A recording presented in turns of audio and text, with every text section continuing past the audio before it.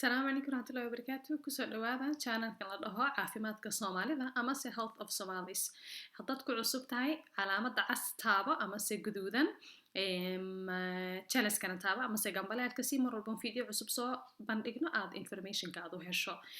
waxaa la dhahaa Ayaan Bashiir waxaan ahay dhakhtarad ka shaqeysa wadanka Norway ee Europe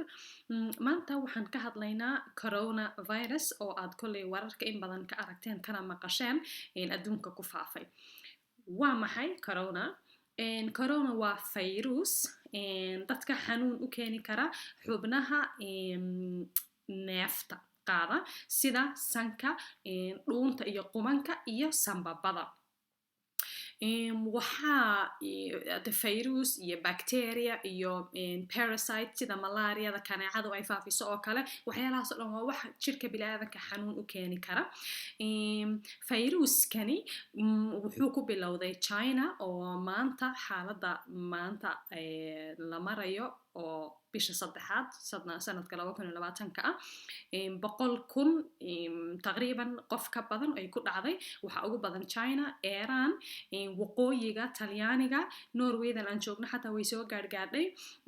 Afrika aad bay u yar tahay muxuu ahay inta qof ee kolley la registeray ama se la soo sheegay inuu ku faafay muxuu ahay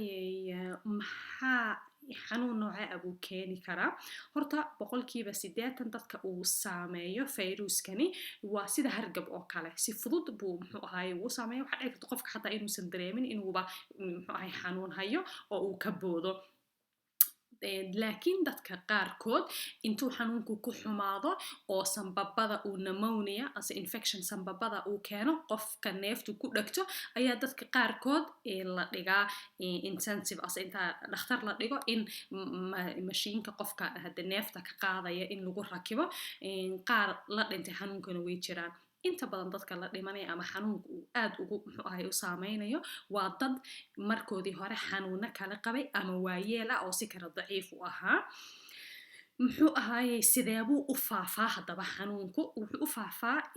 aad looma huba in ay tahay muxuu ahay qofka haddee dhibco qof uu muxuu qufacay ama hindhisay candhuuftiisii oo kusoo gaadhay oo kale inay tahay amase inay hawada tahay oo qofku isagoo meel joogay oo uu ka tegay haddii aad kasoo dabagasho in hadda hawadaas ay kusoo gaadhi karto laakiin kolley waa wax laga muxuu ahay si fudud loo kala qaadi karo si dhaqsaana runtii dadka u faafay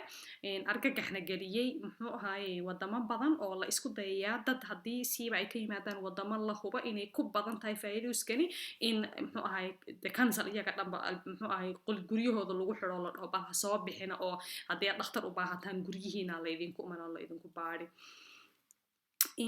maxaa daawo ah daawo ma jirto marka haddii qofka xanuun ku dhacay hadda xanuunka laftirkiisa oo viruskan sida virusyada guudba ma daawo jirto oo baaraysa kan laftirkiisa mida kale ka hortag ma laha sida tallaal oo kale maxaa la iska tallaali karo sidaas la iskaga celin karo waxaa un la samayn karaa in kow ugu muhiimsan oo adigu samayn kartaa muxuu ahaay xanuun walba oo xanuunado dhan hadee ka hortag ah ina aad faraha mar walba la dhaqo saabuun iyo biyo in lagu maydho ama se kan antibacteriadan dadku maxay koombooyinkan yar lagu wato in gacmaha la marsado waxaa kale oo la samayn karaa haddii aad hindhisayso ama aad qufacayso warqad ku hindhis sidan qashinka ku tuur warqada haddii aadan warqada haysanin oo aad maxay qufac ama hindhisa ay ku qabato dadka wajiga kaga dhihina